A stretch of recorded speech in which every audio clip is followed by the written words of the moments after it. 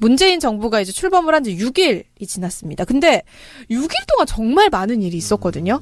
뭔가 그런 느낌. 못된 계모를 만나서 되게 고생하다가 친엄마를 다시 만난 그런 느낌이었어, 저는. 이 세상이 제대로 자리를 잡아가는 그런 느낌이었는데. 전국에 있는 계모들을 또 폄하하고 있는. 그러니까 못된 계모, 뺑덕어멈 요즘에 이런. 그 다시 새로운 가족들이 얼마나 많은데. 그냥 못된 계모라고 했잖아요. 아동 학대하고 그런 계모들. 네. 근데 그 6일 만에 이렇게 천지 개벽처럼 느껴지는 것은 네. 박근혜 정권이 전혀 아무 일도 안 했다는 걸 반증하는 거죠. 그렇죠. 그러니까 뭔가 하는 것처럼. 세상이 바뀌어도 이렇게 바뀔 수가 있나? 확 달라지잖아요. 일단 네. 그 대통령의 소탈한 모습, 뭐 그런 모습도 그렇고, 그리고 이제 격의 없이 참모들과 대화하는 거. 박근혜 정권 때 한 번도 못 가잖아요. 질문도 못하게 하는데. 기자들한테 질문도 못하게 하고. 네. 그리고 나서 전부 다 대면 보고 안 하고 소리만 보고하고. 그런데 같이 직원들이랑 밥도 먹고 회의하고 밥 먹고 나서 또 회의하고 끝나가지고 차도 한 잔 마시고. 아, 청와대 그 네, 잔디밭에서. 그럼요. 대통령이 또 아침에 출근하는 모습도 보여주고. 네. 아, 얼마나 좋아요. 그러니까요. 당연한 것들이 지금 세상 참 대단해 보이는 그러니까. 거죠. 그래서 말이야 지금 6일 지났는데 아무리 허니문 기간이라고 하지만 이렇게 민주정부 대통령이 탄생했는데 언론에서 빨아준 적. 특히 종편에서 이야 진짜 너무하다 싶을 정도로 빨아주더만. 많아요. 아니, 하루 동안은 TV조선에 빨간 마크가 파란색으로 바뀌어 있었어요. 하루 동안 지금 계속 그래. 종편 3사가 아주 뭐. 내 눈 내가 생맹 걸렸나 싶어가지고. 종편 4사가 아주. 너무 충격적이었어요, 진짜. 참. 대단합니다. 그리고 그 항상 민주당과 문재인을 까내렸던 네. 그런 패널들조차도 지금 찬양 일색이 적응이 안 돼. 정말 줄 잘 서고 잘 그러니까. 갈아타는 분들이에요. 인간들이 저렇게 활동을 했으니까 그 이명박 박근혜 정권에서 잘 나갔구나 이런 생각도 들어요. 네, 정말 그래야 되나 봐요. 오창석 같은 인간들이 빠른 기회주의자. 내가 빠른 태세 전환이라고 얘기하려고 했는데 오창석 같은 인간이라고 해서 얘기를 못 하겠네. 한두 명이 아니야. 나는 완전 다르죠. 나는 정말 진성권리당원 아니겠습니까? 아, 어쨌든 뭐 잘 될 거예요. 우리 오창석. 아니 내 얘기로 끝나면 안 되고 정말 이런 행태들이 쭉 지속됐으면 좋겠습니다. 네, 그래서 이제 가장 먼저 얘기를 나눠볼 게 국정교과서 폐지. 이거에 몇 년 동안 국민들이 그렇게 요구를 해도 안 되던 게 문재인 대통령이 지시 하나 한 번 하니까 딱 바로 해결이 되네요. 요거는 원래 그래요. 아, 그래요? 왜냐하면 다른 거는 이제 뭐 법률을 바꾸거나 이거 대통령 영입니까? 국회에서 의결을 해야 되잖아. 네. 근데 이건 대통령 지시하면 바로 바꿔야 돼. 지들끼리 했던 거거든 이거 교육부에서. 그렇기 때문에 야 바꿔 하면 바꿀 수밖에 없는 노릇인데 이게 국정교과서 폐지가 적폐청산의 시동을 거는 거죠. 그렇죠. 딱 보이는 건데 사실 국정교과서는 뭐 저희가 많이 언급했습니다. 있을 수도 없고 있어서도 안 되고 이 새끼들은 맨날 북한 욕하다니 북한을 따라가고 있어. 북한에서 하는 행동 아니에요? 그렇죠. 국정교과서 이런 걸 하면서 시계를 거꾸로 돌렸는데 지금 제대로 맞춰졌다. 사실은 박근혜가 국정교과서를 하려고 했던 것은 2017년부터 시작. 그러니까 이번 연도부터 시작 아니야. 네. 그 지들 아버지가 1917년생이거든. 100주년 기념. 100주년 기념으로 어떤 재단에다가 선물을 바치려고 하는 작태였는데 네 마음대로 안 됐다. 꽃이다. 이런 말씀을 드립니다. 그 우상호 원내대표가 이거를 한 번에 다 폐지하는 건 너무한 일이다. 한 권 정도는 박근혜 대통령이 기증을 하고 그래서 저 나머지를 제목, 폐기해야 한다. 제목 보고 우상호 또 이렇게 생각했거든. 아, 근데 좋았어요. 오랜만에 약간 멋있습니다. 노회찬 스타일로 얘기했어요. 정치인들이 요즘 우리나라 정치는 위트가 너무 없거든. 이런 거 좋잖아. 맞아요. 그럼요. 좋아요. 이런 거 자주 해주세요. 노회찬 의원이 예전에 그렇게 했잖아요. 박정희 동상 광화문에 세운 거. 조건부 동의한다. 지하 100m에 설치하는 거. 그런 거. 그런 멘트잖아요, 약간. 그럼 뭐 이런 거 있지. 네. 박정희 동상 강화문에 세우는 거 좋다. 바로 앞에 김재기 동상을 세우고. 아니, 너무한 거야. 뭐 어때? 아주 나란히 이렇게 아니, 완전 매개네. 마주보고. 괜찮지. 아유, 그러네. 그게 진짜 천지개벽할 동상이긴 하네요. 네. 뭐 그런 거. 네. 이런 네. 위트나 이런 게 필요하다. 그렇습니다. 그래서 이제 어쨌든 역사교과서 검정체제 전환을 지시를 하면서 교육부가 수정고시안을 준비를 해서 수정 절차에 들어가겠다라고 입장을 밝혔다고 합니다. 참 잘 된 일입니다. 네. 그래서 이제 지난 9일에 홈페이지에 게재했던 국정 역사교과서 관련 내용을 다 삭제를 했다 그러고요, 교육부에서. 그냥 돈만 쓸데없는 돈만 쳤어가지고. 그러니까 여기도 돈이 좀 들어갔지. 어마어마하게 들어갔을 거 아니에요, 세금이. 그래서는 여기에 부역했던 부역자들 분명히 있잖아요. 부역자들도 좀 뭔가 지필진들 이름 돌고 있어요, 지금. 지필진도 마찬가지고요. 교육부에서 이거를 주도적으로 했던 애들이 있어요. 네. 그 사람들한테 는 책임 어느 정도 책임을 좀 물어야 되지 않을까 그런 생각이 듭니다. 그렇습니다. 왜냐면 우리가 무슨 범죄를 저지르잖아요. 지시하는 사람도 처벌받지만 이해하는 사람도 처벌받아요. 그러니까 나는 그냥 여기서 시키는 대로 했어요. 라고 해서 변명거리가 안 돼. 그러면 약간 이 공무원들이 부당한 지시를 받았을 때 그거 거부할 해야지. 수 있는 그런 게 조금 잘 정착이 되는데 좀 쉽지 않잖아요, 우리나라에서. 네. 아니 그래서 공무원 하는 거예요. 아니 그 공무원 월급 누가 줍니까? 아, 국민 주는 거 국민이 아니에요? 주는데. 그런데 정권 눈치 보면 어떻게 근데 공무원 하면 안 되지. 노라고 할 수 있어야지. 그렇습니다. 그렇게 되길 바랍니다. 네. 그래서 난 공무원 안 해. 노라고 못 하거든요. 아니, 그 공무원은 노라고 못하는 사람들이 많으니까. 아 그래서 영혼 없는 집단이라고 부르잖아요. 네. 근데 그거를 영혼 없는 집단이라고 그냥 그렇게 생각하면 어떻게 스스로 부끄러워할 줄 알아야지. 그렇게 사람들이 우리한테 그렇게 부른다는 걸 자체를. 그렇습니다. 그리고 이제 이번 주죠. 5.18 광주 민주화운동 37주년 기념식이 개최가 되는데, 이번 기념식에서 이제 임을 위한 행진곡을 제창을 하게 된다고요. 일단 그 박순춘 보훈처장이 나가리 됐지 않습니까? 네. 아니, 사표. 네. 네, 사표 박수를 수리가 보내. 됐죠. 아, 요거는 정말 알터니가 빠지는 와. 이 양반 말이죠. 이명박 정부 때에서 가장 오랫동안 안보다 기관자에 있었어. 박근혜 정부까지. 네. 그래서 이명박 박근혜 정권의 수호천사 같은. 하라는 보호를 하지 않고 말이지. 응? 보복하고 있었다, 약간. 그렇죠. 이명박 박근혜한테 중상하고 자빠졌으니까.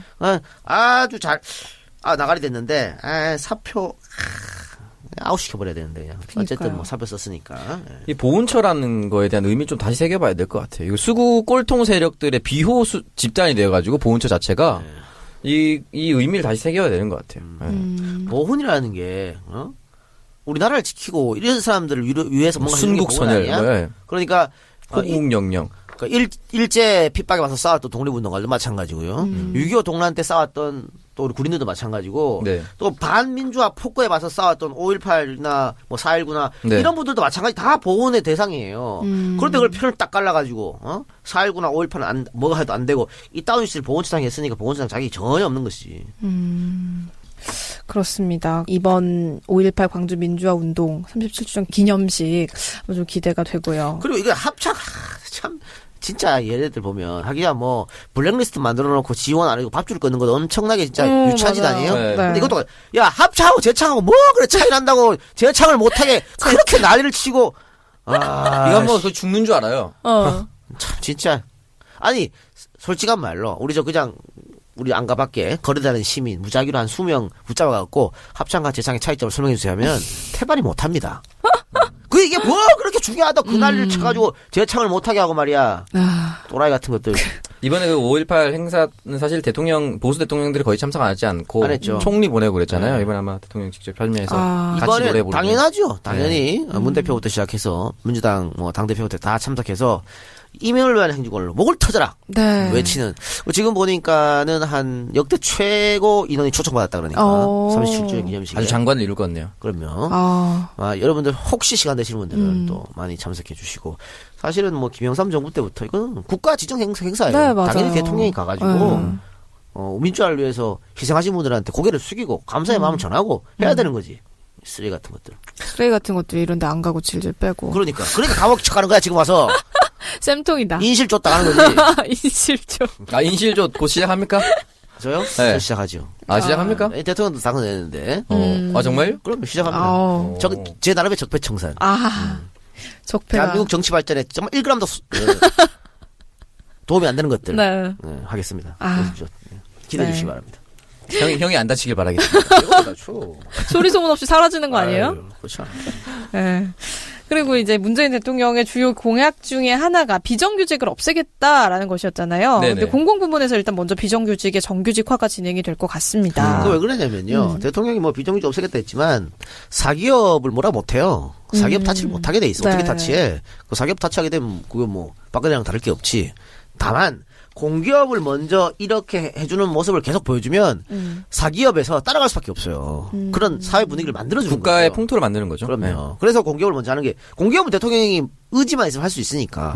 그래서 가장 문제가 된 그러니까 지금까지 어떤 기관에서 그 분포도를 보면 비정규직 분포도가 가장 많다고 하는 인천국제공항공사부터 지금 손을 대기 시작한 거예요.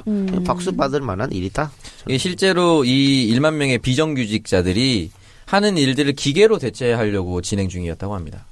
그래서 그런 부분에 있어서 사실은 국민을 고용을 해서 그 사람의 생활적인 안정을 국가가 이제 도와주는 모습은 참 좋은 것 같아요. 네. 근데 지금 국제공항공사 내에서 약간의 불협화음이 있다고 하는데 그건 뭐 이런 것 같아요. 그러니까 정규직으로 채용된 사람들 굉장한 경쟁을 거치고 들어왔잖아. 그런데 비정규직 그보다 경쟁이 덜했거든. 근데 이 사람들을 갑자기 정규직화하면 오히려 역으로 위화감을 느낄 수 있다. 이런 주장이 제기된 것 같은데. 네. 다른 등용문을 갖추었기 근데 때문에. 그럴 수도 있다고 보는데요. 네. 근데 경쟁을 빡세게 해서 들어왔든 좀 덜하고 들어왔든 같은 노동을 하면 저는 같은 대우와 같은 임금을 줘야 된다고 봐. 아니야? 동일 노동, 동일 임금 아니야? 근데 그 사이에서 또 같은 노동을 하면서도 일을 더 잘하는 사람이 있겠지. 그러면 진급에 또 플러스 알파를 주는 거고. 그러니까 지금은 비정규직 문제가 너무 심하기 때문에 일 자체가 다르면은 뭐 그거는 좀 불만을 나타낼 수 있지만 일 자체가 똑같다고 하면요. 나는 뭐 경쟁을 뚫고도 있다고 얘기할 필요가 없어요. 네, 그래서 일단은 뭐 이제 인천공항공사가 비정규직 10,000명을 정규직화 하겠다라는 계획을 발표를 했잖아요. 네. 근데 여기서 이제 일하고 있는 비정규직 직원들이 그 기쁨의 눈물을 흘리는 사진이 또 올라와서 마음이 굉장히 아니 뭉클하더라고요. 그건 당연한 거 아니에요. 네. 우리 저 국회에서 일하시는 환경위원들, 정규직 해줬을 때 다 또 눈물 흘리고 했잖아요. 네. 그 꿈이거든 사실 비정규직한테. 근데 이 비정규직 정규직화 관련해서 보수 언론들 그리고 경제신문들이 좀 부정적인 기사들을 많이 올리고 있더라고요. 경제신문 2개밖에 없죠. 네. 한국경제, 매일경제. 요거는 저도 오늘 아침에 조선일보에서 봤는데 네. EJ죠. 노동자와 또 지금 문재인 정부 이간질 시키는 겁니다. 그리고 문재인 정부를 지지하는 사람들을 이간질 시키는 거예요. 그러니까 당장 확인해 보지도 않고 이런 기사가 나면 문재인 지지자들이 그 비정규직을 정규직화 해달라는 사람들한테 야 좀 기다려. 뭐 다 숟가락 올려? 재인정이 알아서 할까? 뭐 이런 나온다고. 근데 사실은 어떻게 돼 우리 있냐면요. 인이가 알아서 할 거라고. 그게 아니고 이거는 철저한 조선일보의 기계 기사예요. 조선일보에서 예를 든 기사가 뭐였냐면 서울대에 이제 비정규직 조교들 네, 비정규직 정규직 조교. 바꿔달라 이거거든. 그래서 정규직 전환 뭐 너도 나도 다 주장해 뭐 이런 거였는데 이분들요 정규직으로 전환해달라고 한 거 벌써 작년 2016년이야. 2016년부터 지금까지 계속 하던 거였어요. 네. 근데 마치 대통령 바뀌고 요때다 싶어서 하는 것처럼. 공항공사 해주니까 마치 우리가 이때다 요구한 것처럼 그렇게 지금 기사를 써서 몰아간 거야. 네. 아주 정말 헤드라인이 우리도 정규직으로 안 해주면 파업. 본물 터진 비정규직. 그러니까 정말 쓰레기 같은 기사를 네. 이게 쓰고 있다는 거죠. 이거 말고 또 조선일보에서 예를 든 게 또 어디였지? 학비 노조 파업이에요. 학비. 그러니까 학교에서 일하시는 네. 비정규직 비정규직인데 전체. 네. 이것도 늘 하던 분들이야. 이게 2012년, 2014년에도 있었다고 합니다. 그런데 그걸 마치 지금 하는 것처럼 이렇게 쓰면 안 되는 겁니다. 그러네요. 그리고 지금 민주노총 총파업에 관해서도 여러 가지 말이 있어. 근데 민주노총 총파업도 작년에 예정돼 있었던 거예요. 작년에 예정돼 있었는데 뭐 마치 대통령 바뀌어가지고 그렇게 하는 것처럼 그렇게 진실을 호도하면 안 됩니다. 우리는 이런 언론사들의 어떤 EJ에 넘어가면 안 돼요. 네. 그렇습니다. 그래서 일단은 이 비정규직 같은 경우는 비정규직의 서름을 느껴보지 못한 사람들은 진짜 그 마음을 모르거든요. 모르죠. 우리 두 사람 다 비정규직. 네, 너무 서러운데 저는 뭐 프리랜서이기 때문에 어떻게 뭐 정규직이 될 그런 뭐 희망은 없죠. 잘 모르겠지만. 정규직 원하지 않잖아요. 네, 아닙니다. 원해요. 희망이 있어요? 아니, 그러니까 원하긴 하지만 희망은 없다. 원하시면 희망은 없다. 네. 근데 일단 뭐 비정규직 아니 지금 다시 도전해봐요. 그렇지 않아요. 나이가 안 되는군요. 저는 이때 한번 기록에서 최고령 현실을 직시해서 최고령 여자 아나운서 당선 합격. 현실을 직시해서 약간 취집하는 쪽으로 한번. 네. 그건 가능성이 있죠. 노력 많이 아니 하시니까. 그 마지막에 그 문재인 대통령 만드는데 숟가락 얹었는데 또 혹시 알아요? 뭐 숟가락 올렸어요? 네? 제가 뭐 숟가락 어떻게 올렸어. 뭐 하나 그런 거 바라고 한 일 아니에요. 그렇군요. 네. 나 또 이거 또 취집한다 그래가지고 욕 먹는 거 아닌가 봐. 사람들이 다 진담인지 알죠. 미쳤어? 혹시 그런 경우 있나요? 30살의 그 신입 아나운서로. KBS에 31살에 들어간 경우가 이각경 있어요. 아나운서라고. 그럼 있네.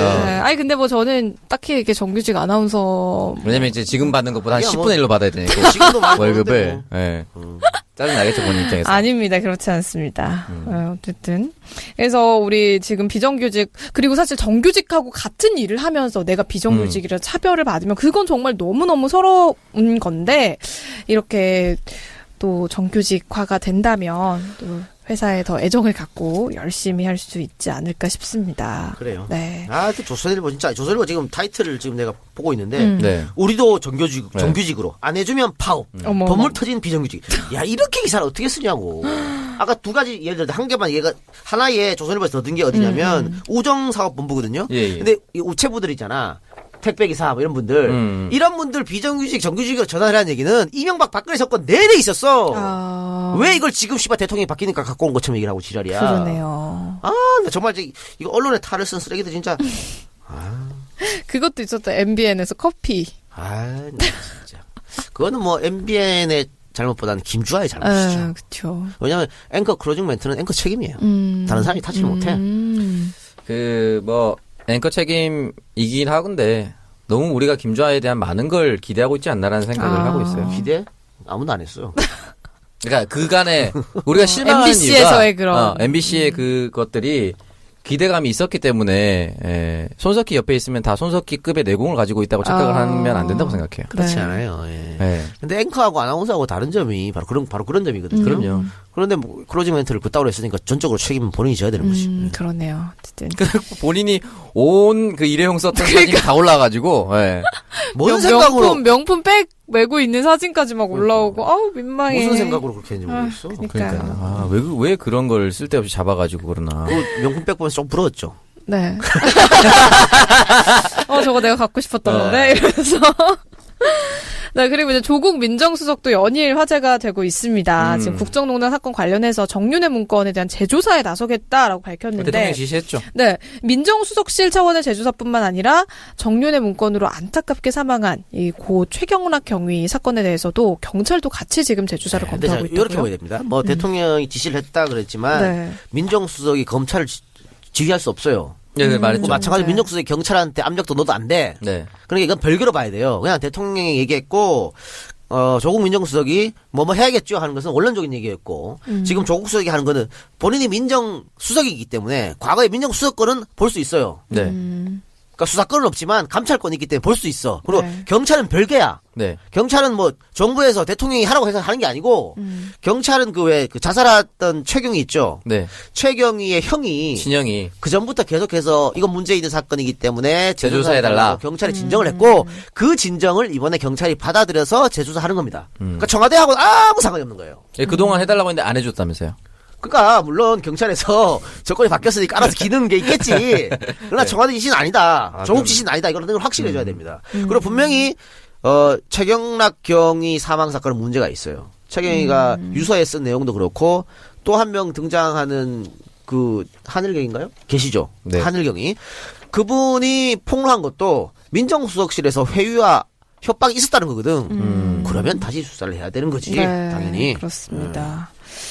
그래서 이제 이게 뭐 십상시라고 해서 문고리 3인방에서 뭐 정윤회라는 인물이 사실상 비선 실세로 국정 운영에 개입했다 이런 보도에 대해서 뭐 더 많은 사람들이 참 피를 본 그런 사건인데. 근데 이게 중요한 게 뭐냐면요. 네. 여기 또 저 숨겨진 또 이면이 있어요. 어떤 그러니까. 거요? 오늘 검찰에서 검찰 공식 입장은 아니고 그 당시 정윤회 문건을 수사했던 수사팀에서 보도자를 냈습니다. 네. 오늘 우린 최선을 다했다지. 최선을 다했다고 뭐 최순실의 이름도 당시에는 뭐 한 두 문장밖에 없었고 뭐 그래서 못 밝혔다라고 하는데 네. 당시 대통령이 분명히 가이드라인을 내렸어요.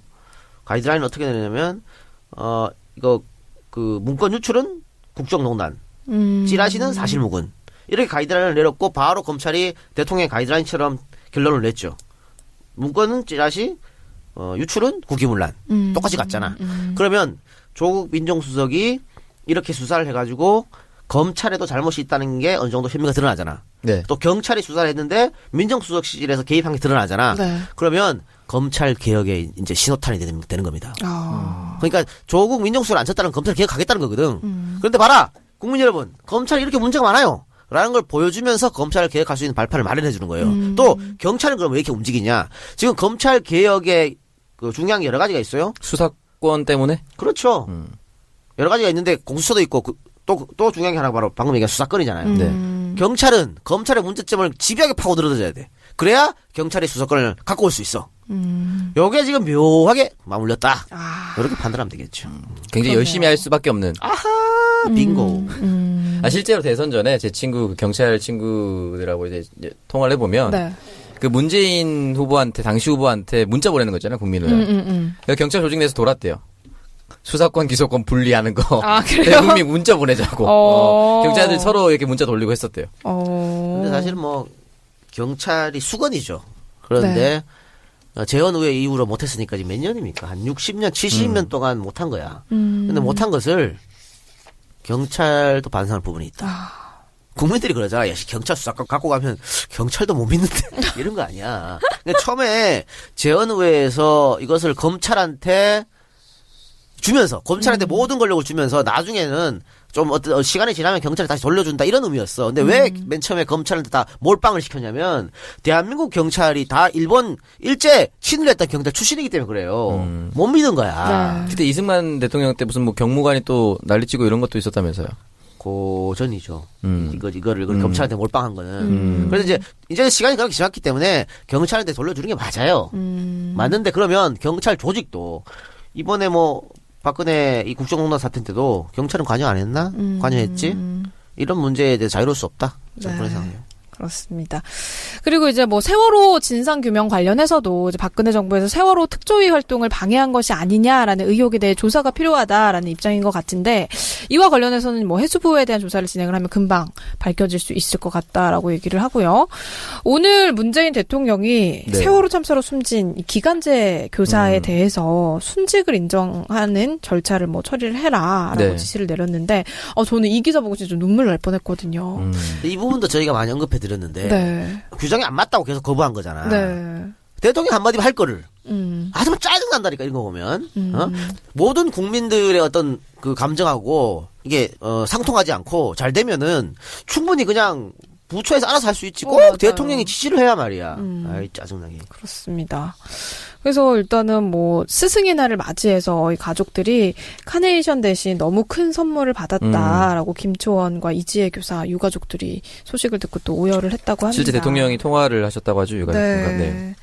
그리고 뭐 이 세월호뿐만 아니라 대통령이 정말 소통하는 행보를 보여서 또 화제가 되고 있는데 세월호 보도에도 직접 댓글을 또 남겨서 네, 문변이라고 남겨서 이 세월호 희생자들 아직 돌아오지 못한 분들에 대한 이름을 한 분 한 분 언급을 하면서 미수습자들이 하루빨리 가족의 품으로 돌아오길 기원한다라는 댓글을 남겨주셨더라고요. 뭐 대통령의 의지인 것이죠. 네. 지지를 밝히고자 하는. 그런데 또 한국 땅에서 이걸 가지고 또 발끈하더라고. 나 새끼들 참. 뭐라고 발끈했어요? 뭐 이거 세월호 다시 수사하고 뭐 이런 것들 정치 보복 아니냐 맞아요. 그런 식으로 얘기하는 아니 근데 아직까지 뭐 정확한 원인 규명이 안 된 거에 대해서 다시 조사를 하는 게 당연한 거 아니에요? 세월호를 조사하는 게 어떻게 정치 보복이 될 수가 있는 그러니까 자유한국당이 반대한다는 건 지금 문재인 대통령이 아주 일을 잘한다는 거야. 꼭 해야 된다. 생기는 것이 있고 발각될 것이 있다. 숨기는 놈이 범인이지 뭐. 헤드라인 중에 그런 것도 있었어요. 세월호 조사 다시 한다는 거는 민주당이 한 20년 장기 집권을 하겠다는 의지. 무슨 맥락인지 모르겠는데 그렇게 얘기를 했더라고요. 그렇게 되면 20년 장기 집권할 뭐가 있나 보지. 그렇겠죠 아마. 잘 맞추네. 10년 난 20년 받고 10년 더 30년 합시다. 괜찮네요. 그렇습니다. 쭉 가는 것도 나쁘지 않은 것 같아요. 그러니까 30년 동안 민주당 정부가 쭉 기본적으로 이번 지방선거를 기준으로 자유당 자체가 극우 정당으로 몰락을 하고 그나마 정상적인 바른정당이 그냥 보수의 자리로 가는 게 낫지 않나라는 생각을 해요. 네. 다 말로 했으면 좋겠어요. 아니 근데 그 문재인 대통령 네. 일단 뭐 굉장히 이렇게 소통 행보하는 건 좋은데 경호를 그래도 좀 이렇게 해야 되지 않나요? 대통령 좀 이상한 애들 막 가가지고 막 이상한 데 그 한 번 잡혔죠. 20대가 그 뭐 테러하겠다 이렇게 해서. 그리고 그 거기서 새끼는 뭐 그냥 한 거고 그냥 인터넷에서 깝친 거고. 근데 경호 문제는 경호를 좀 낮게 해달라. 네, 그러니까요. 수위를 좀 낮게 낮춰라. 해달라. 이렇게 저는 그거 좀 불안해 김정수 보여서. 여사도 요구했고 문 대통령도 요구한 것 같은데 좀 불안하죠. 불안한. 이상한 사람 너무 많아가지고. 근데 뭐 근접 경호하시는 분들이 뭐 그 부분은 알아서 하겠죠. 예. 그 누리가 좋아하는 또 잘생긴 경호원이 알아서 할 거야. 아우 그분 너무 잘해줄 거야. 잘생기셨더라고요. 실물 봤는데 잘생겼더라고요. 어떻게 봤어요? 저 그때 광주에 그 정책 전달할 때 기회주의자 처신. 어디나 나타나는 기회죠. 저를 경호해주면서 대통령까지 같이. 저는 그분하고 꽤 오랜 시간 이야기를 진짜요? 일방적으로 나만 얘기했지. 대답을 안 하더라고. 아, 경호는 원래 이렇게 말하면 안 되나? 대답을 안 해. 아니 같이 있는 사람과 저는 대화했는데. 그래요? 아니, 박지훈하고 나하고 계속, 박지훈 변호사. 잘생기셨네요. 대답 안 할 만하네요. 근데 그때 우리가 또 우주복 같은 거 입고 있었잖아. 우주복 입고 대통령 당시 후보였죠. 후보가 안에 들어가 있었고 5분이면 나온다 그랬는데 한 20분을 안 나온 거야. 그래서 계속 경호하고 우리가 계속 얘기했어. 잘생기셨네요. 잘생기셨네요. 이러고. 여자들 얘기 많겠어요. 막 이러고 심심하니까. 근데 그냥 대답은 안 하시고 미소만. 근데 잘생겼다기 좋아하더라고. 웃기만 하더라고. 결혼하실 때? 안 물어봤네. 물어보지. 그냥 뭐 잘생겼어요. 뭐 힘드시겠어요. 뭐 이런 것만 계속 물어봤지. 궁금하네. 그게 뭐 그런 얘기 한두 번 들었겠습니까? 많이 들으셨겠죠. 맞아요. 네. 이제 뭐 일단 어쨌든 경호는 좀 확실하게 그거는 좀 확실하게 해야 되지 해야죠. 않을까 네. 싶습니다. 국군 최고 대통령이 통수권자인데. 네. 다치지 않아야 우리나라를 잘 이끌어 나갈 수 있기 때문에. 근데 우리가 하는 생각보다요. 네. 굉장히 경호는 삼엄하고 철저하게 합니다. 예를 들어 뭐 오늘 대통령이 어디 가신다 그러면 네. 벌써 뭐 전날 벌써 다 뒤지고 다 이미 해요. 이미 그 동선에는 다 보고 있다고 생각하면 돼요. 네, 어쨌든 무사히. 네. 새 정부가 들어서자마자 이제 북한이 다시 탄도미사일 시험 발사에 나섰습니다. 쐈죠. 사실 근데 지금 우리 정부가 남북 대화를 해보려는 그런 정부인데 왜 이런 도발을 했을까요, 이 사람들이? 얘들 원래 그러잖아. 나 얘들 때문에 쳐버리겠어 진짜. 뭐 딱히 많은 이유를 가지고 하진 않겠지만 어쨌든 나의 존재감을 과시하는 도움이 안 돼, 인간들이. 그런가요? 존재감을 알리는 그런 행동이라고 볼 수 있죠. 그럴 가능성도 있고요. 문재인 정부를 한 도발, 떠보는. 네. 우리가 이렇게 하면 어떻게 나오지? 뭐 이런 계산도 있었을 거고. 저는 사실은 우리보다 지금 더 심각한 게 생각하는 게 아마 중국입니다. 중국이 말이죠, 지금. 중국에서 1대1로 국제협력 정상회담을 열고 있어요. 네. 여기 우리 박병석 의원이 또 단장으로 갔죠? 갔잖아. 네. 그리고 여기에 러시아의 소련에 소련 정말 아재 얼마만에 듣는 소련인가요? 프루시초프 같으니까 CCCP 알아? 소련의 뭐요? 소련의 대통령도 오시고 그랬단 말이야. 네. 그러니까 그리고 세계 각국의 이제 정상들이 파견됐고 지금 시진핑 주석이 이 행사에 엄청나게 공을 들이고 있어요. 본인의 역점 사업이에요. 그럼 본인의. 근데 여기다 북한이 찬물을 확 끼얹어버렸어. 그러니까 시진핑이 지금 굉장히 빡돌았을 거예요. 근데 왜 그걸 북한을 몰랐을까? 북한도 여기 초청받았거든. 그럼에도 불구하고 이렇게 찬물을 뿌리는 행동을 했기 때문에 북한이 우리를 떠보는 것도 있지만 중국을 한번 떠보는. 왜냐면 저 시진핑이랑 트럼프랑 정상회담 했잖아요. 그 이후로 시진핑이 북한보다는 미국과 좀 가까워지려는 어떤 제스처를 보였단 말이지. 거기에 대한 반발 작용과 여러 가지가 있지 않을까. 나 여기 있어요. 그럼요. 그러네요. 두드러 맞아봐야 정신 차리지. 네. 근데 이제 뭐 일단 외교 안보 라인의 인사가 좀 빨리 이루어져야 하지 않을까. 중요합니다. 네. 근데 그만큼 중요하기 때문에 지금 느려지고 있다라고 보시면 될 거예요. 고심하고 있다. 장고를 하고 있다. 굉장히 느려지고 있거든요. 좀 안타까운 게 이번에 그 NSC 회의 열었잖아요. 네. 야, 임종석 실장 빼고는 다 부역자들이야. 너무 안타깝더라고요. 김관진 안보실장부터. 김관진부터 시작해하고 한민구. 윤병세, 한민구 전부 그런 것들이랑 대통령이 난 마주 앉아 있는 것 자체가 짜증나. 윤병세. 다 있었다니까 그게. 오랜만에 됐네요, 우리. 그러니까. 우리 백화점 갔던. 그래 바지나 고쳐가지고 왜 거기 앉아 있어? 역대 최악의 외교부 장관. 역시 외교부 맞습니다. 장관은 이수혁 대사님 같은 분이. 정말 잘 빨아주네요.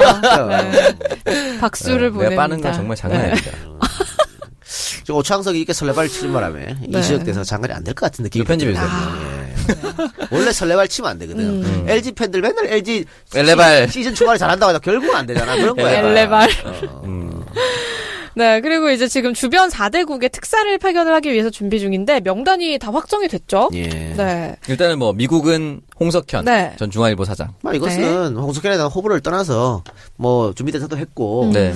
가장 미국과 대화가 통하는 이거는 실리적으로 잘 판단한 겁니다. 이거 욕할 필요 전혀 없어요. 그리고 중국은 이해찬 의원. 네. 일본은 문희상 의원. 네. 러시아는 송영길 의원. 네. 이유는 조윤재. 정책단장이. 송영길 의원 같은 경우에는 러시아하고 굉장히 또 남다른 각별한 또 친분과 인연이 있기 때문에 네. 파견된 것 같고요. 이해찬 의원 같은 경우에는 소위 말하는 실세. 그러니까 당신들한테 이만큼 우리가 뭘 한다 이걸 보여주는 거예요. 역시 외교는 이렇게 하는 거예요. 묵직하게 가는 거죠. 아트를 보여주는 겁니다. 그 해당 정권에 조금 힘 있는 인사를 보낸다고 하더라고요. 그럼. 실세였던. 그러네요. 예. 그렇습니다. 그럼 문희상 의원 같은 경우에는 뭐 한일 의원 연맹에서 이제 회장직도 맡고 했었기 때문에 그렇게 이제 됐겠죠. 또 문희상 의원 또 얼굴부터 또 기를 죽이잖아. 네. 맞아요. 딱 가는 순간 애들이 그렇죠. 죽어 일본 애들이. 예. 몇몇 분들이 청와대는 그 얼굴 권위 뭐지 그거 얼굴 패권. 얼굴 패권인데 대사는 얼굴 패권이 전혀 아니다. 얼굴 빼고 아닌 사람들 해외로 내보내버린다. 이렇게 농담으로 얘기하시는 분들도 계세요. 네, 근데 이제 특사가 파견되면 좀 어떤 효과들을 좀 얻어볼 수가 있을까요? 글쎄 뭐 이제 그만큼 우리가 외교 특히 주변 강대국을 신경을 쓰고 있다는 걸 하면서 네. 각국마다 처한 사항이 다 다르잖아요. 네. 그런 문제점을 심도 있게 얘기하는데 대통령이 어떤 치서를 전달했는지 우리가 알 수 없습니다만 네. 어쨌든 우방과 외교 협력을 강화한다. 또 문제점은 좀 해결해 나가자 이런 거 아니겠어요? 예. 일단 뭐 없던 외교가 생겼으니까 잘 할 거라고 봅니다. 네. 네. 그래서 이제 박 전 대통령이 입버릇처럼 말하던 비정상의 정상화가 이제야 좀 이루어지고 있는 것 같습니다. 참 며칠 만에 보여준 많은 변화들이 파격이 아니라 이제 상식적인 당연히 그래야지 이런 식으로 받아들여져야 우리나라가 이제 정상적인 나라가 됐다라고 볼 수 있을 것 같은데 우리가 같이 한번 조바심 내지 말고 차분하게 지켜보면서 함께하면서 또 힘을 보탤 수 있었으면 좋겠습니다. 네. 근데 이건 대통령 지시하면 바로 바꿔야 돼.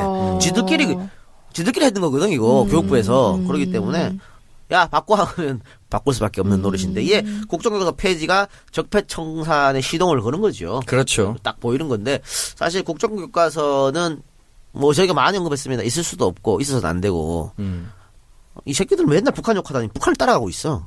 북한에서 하는 행동 아니에요? 그렇죠. 국정교과서 이런 걸 하면서 시계를 거꾸로 돌렸는데 지금 제대로 맞춰졌다. 사실은 박근혜가 국정교과서를 하려고 했던 것은 2017년부터 시작. 그러니까 이번 연도부터 시작 아니야. 네. 그 지들 아버지가 1917년생이거든. 100주년 기념. 100주년 기념을 어떤 재단에다가 선물을 바치려고 하는 작태였는데 네 마음대로 안 됐다. 꽃이다.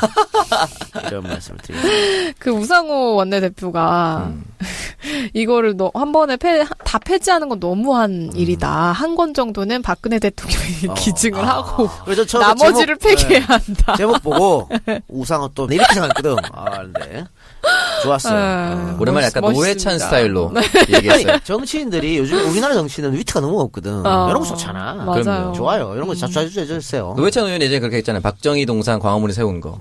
조건부 동의한다. 지하 100m에 설치하는 거. 그런 거. 그런 멘트잖아요, 약간. 그럼 뭐 이런 거 있지. 네. 박정희 동상 강화문에 세우는 거 좋다. 바로 앞에 김재기 동상을 세우고.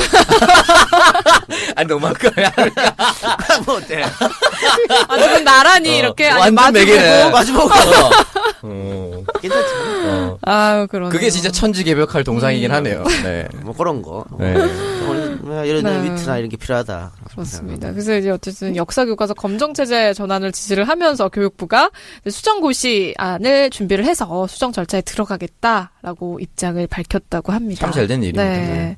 그래서 이제 지난 9일에 홈페이지에 게재했던 국정 역사교과서 관련 내용을 다 삭제를 했다 그러고요, 교육부에서. 그냥 돈만 쓸데없는 돈만 쳤어가지고. 뭐. 그러니까 여기도 돈이 좀 들어갔지. 어마어마하게 들어갔을 거 아니에요, 세금이. 그래서 저는 여기에 부역했던 부역자들 분명히 있잖아요.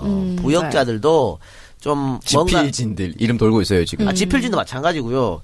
여기 교육부에서 이거를 주도적으로 했던 애들이 있어요. 네. 그 사람들한테 저는 어느 정도 책임을 좀 물어야 되지 않을까 네. 그런 생각됩니다. 그렇습니다. 왜냐면 우리가 무슨 범죄를 저지르잖아요. 지시하는 사람도 처벌받지만 이해하는 사람도 처벌받아요. 그러니까 나는 그냥 여기서 시키는 대로 했어요. 라고 해서 변명거리가 안 돼. 그러면 약간 이 공무원들이 부당한 지시를 받았을 때 그거 거부할 해야지. 수 있는 그런 게 조금 그랬죠. 총리 보내고 그랬잖아요. 네. 이번에 아마 대통령 직접 설명해서 같이 이번에 노래 부르고. 당연하죠. 당연히 문 대표부터 시작해서 민주당 당 대표부터 다 참석해서 이명을 위한 행주권을 목을 터져라 네. 외치는. 지금 보니까는 한 역대 최고 인원이 초청받았다 그러니까 37주년 기념식에. 아주 장관을 이룰 것 같네요. 그러면 여러분들 혹시 시간 되시는 분들은 또 많이 참석해 주시고 사실은 뭐 김영삼 정부 때부터 이건 국가 지정 행사예요. 네, 맞아요. 당연히 대통령이 가가지고 민주화를 위해서 희생하신 분들한테 고개를 숙이고 감사의 마음을 전하고 해야 되는 거지. 쓰레기 같은 것들. 쓰레기 같은 것들 이런데 안 가고 질질 빼고. 그러니까 감옥 척하는 거야 지금 와서. 쌤통이다. 인실 쫓다가는 거지. 인실조. 인실조 곧 시작합니까? 저요? 네. 시작하죠. 시작합니까? 대통령도 당선됐는데. 정말요? 그럼 시작합니다. 제 나름의 적폐청산. 적폐가. 대한민국 정치 발전에 정말 1g도 도움이 안 되는 것들 네. 하겠습니다. 아. 기대해 네. 주시기 바랍니다. 형이 안 다치길 바라겠습니다. 이거보다 추워. 소리 소문 없이 사라지는 거 아니에요? 아유, 그렇죠. 네.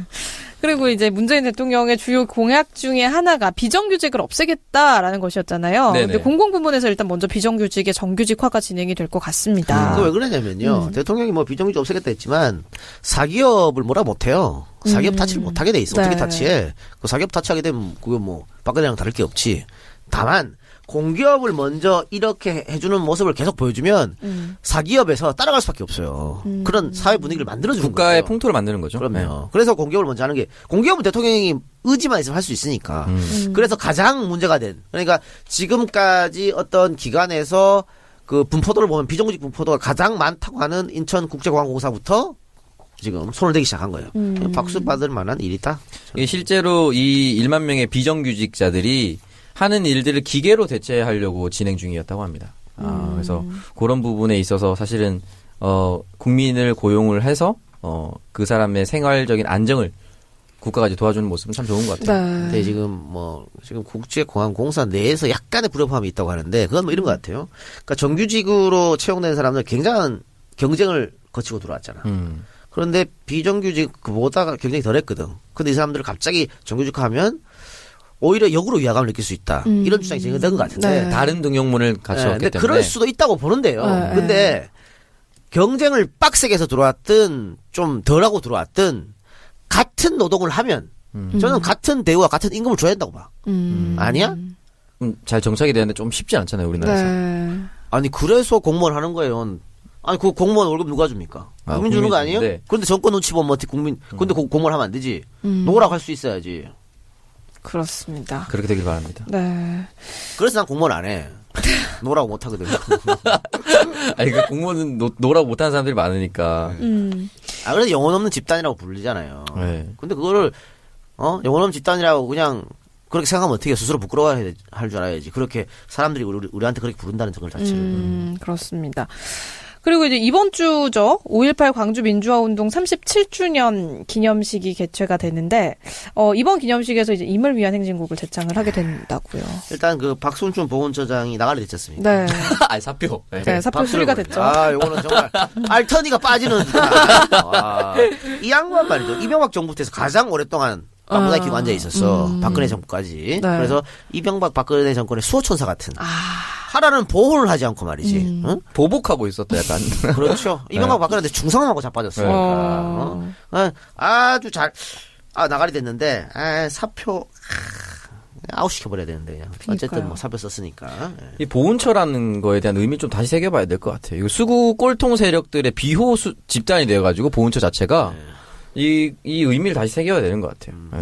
보훈이라는 게, 우리나라를 지키고 이런 사람들을 위해서 뭔가 순국선열. 네. 그러니까 호국영령. 그러니까 일제 핍박에 와서 싸웠던 독립운동가들도 마찬가지고요. 6.25 동란 때 싸웠던 또 우리 군인들도 마찬가지고 네. 또 반민주화 폭거에 와서 싸웠던 5.18나 뭐 4.19나 네. 이런 분들도 마찬가지 다 보훈의 대상이에요. 그런데 그걸 편을 딱 갈라가지고 4.19나 5.18은 뭐가 해도 안 되고 이 다운시를 보훈처장이 했으니까 보훈처장 자격이 전혀 없는 것이지.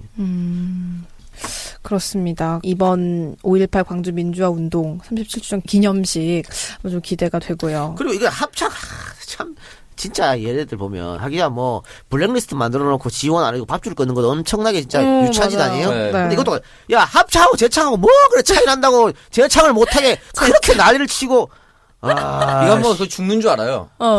참 진짜 아니 솔직한 말로 우리 그냥 우리 안가 밖에 거리다니는 시민 무작위로 한 20명 붙잡아갖고 합창과 재창의 차이점을 설명해 주세요 하면 태반이 못합니다. 이게 뭐 그렇게 중요하다 그 난리를 쳐가지고 재창을 못하게 하고 말이야. 또라이 같은 것들.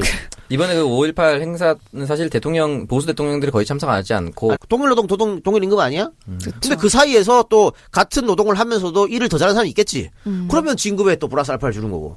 그러니까 지금은 비정규직 문제가 너무 심하기 때문에 일 자체가 다르면은 뭐 그거는 좀 불만을 나타낼 수 있지만 일 자체가 똑같다고 하면요. 나는 뭐 경쟁을 뚫고도 있다고 얘기할 필요가 없어요. 네, 그래서 일단은 뭐 이제 인천공항공사가 비정규직 10,000명을 정규직화하겠다라는 계획을 발표를 했잖아요. 네. 근데 여기서 이제 일하고 있는 비정규직 직원들이 그 기쁨의 눈물을 흘리는 사진이 또 올라와서 마음이 굉장히 아니 뭉클하더라고요. 그건 당연한 거 아니에요. 네. 우리가 국회에서 일하시는 환경위원들 정규직 해줬을 때 다 또 눈물 흘리고 했잖아요. 네. 그 꿈이거든 사실 비정규직한테. 근데 이 비정규직 정규직화 관련해서 보수 언론들 그리고 경제신문들이 좀 부정적인 기사들을 많이 올리고 있더라고요. 경제신문 2개밖에 없죠. 네. 한국경제, 매일경제. 요거는 저도 오늘 아침에 조선일보에서 봤는데 네.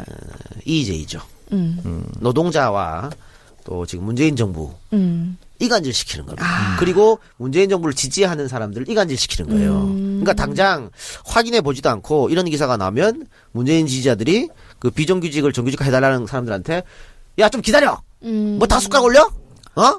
재인정이 알아서 할까? 뭐 이런 나온다고. 근데 사실은 어떻게 되냐면요. 우리 인이가 알아서 할 거라고. 그게 아니고 이거는 철저한 조선일보의 기획 기사예요. 조선일보에서 예를 든 기사가 뭐였냐면 서울대에 이제 비정규직 조교들. 네, 비정규직 정규직 조교. 바꿔달라 이거거든. 그래서 정규직 전환 뭐 너도 나도 다 주장해 뭐 이런 거였는데 이분들요 정규직으로 전환해달라고 한 거 벌써 작년 2016년이야. 2016년부터 지금까지 계속 하던 거였어요. 네. 근데 마치 대통령 바뀌고 요때다 싶어서 하는 것처럼. 공항공사 해주니까 마치 우리가 이때다 요구한 것처럼 그렇게 지금 기사를 써서 몰아간 거야. 네. 아주 정말 헤드라인이 우리도 정규직으로 안 해주면 파업. 본물 터진 비정규직. 그러니까 정말 쓰레기 같은 기사를 네. 이렇게 쓰고 있다는 거죠.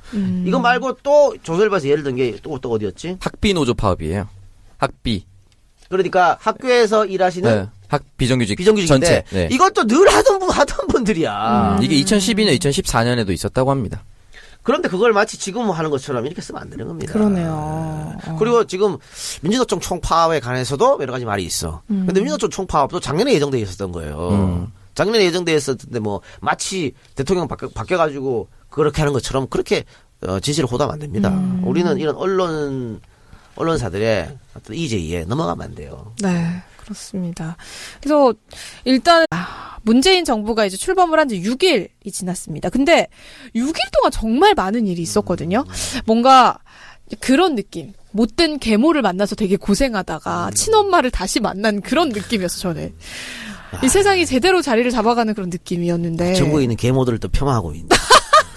그러니까 못된 계모, 뺑덕어멈 요즘에 이런. 그 다시 새로운 가족들이 얼마나 많은데. 그냥 못된 계모라고 했잖아요. 아동 학대하고 그런 계모들. 네. 근데 그 6일 만에 이렇게 천지 개벽처럼 느껴지는 것은 네. 박근혜 정권이 전혀 아무 일도 안 했다는 걸 반증하는 거죠. 그러니까 뭔가 하는 것처럼. 세상이 바뀌어도 이렇게 바뀔 수가 있나?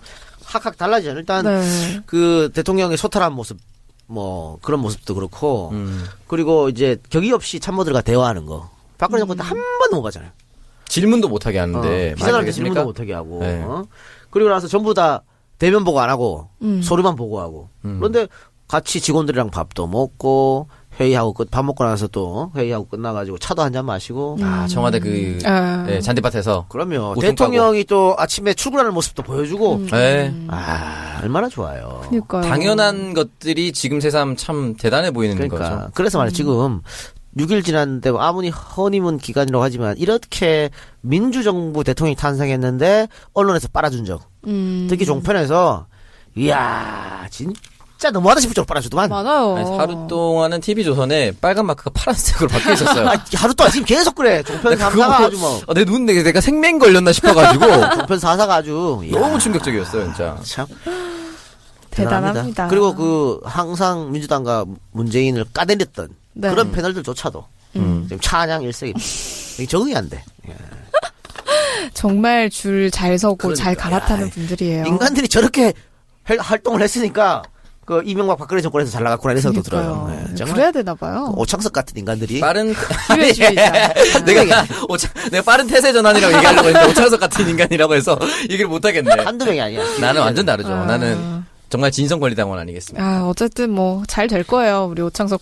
아니 내 얘기로 끝나면 안 되고 정말 이런 행태들이 쭉 지속됐으면 좋겠습니다. 네, 그래서 이제 가장 먼저 얘기를 나눠볼 게 국정교과서 폐지. 이거에 몇 년 동안 국민들이 그렇게 요구를 해도 안 되던 게 문재인 대통령이 지시 하나 한 번 하니까 딱 바로 해결이 되네요. 요거는 원래 그래요. 아, 그래요? 왜냐하면 다른 거는 이제 뭐 법률을 바꾸거나 이거 대통령 영입니까? 국회에서 의결을 해야 되잖아.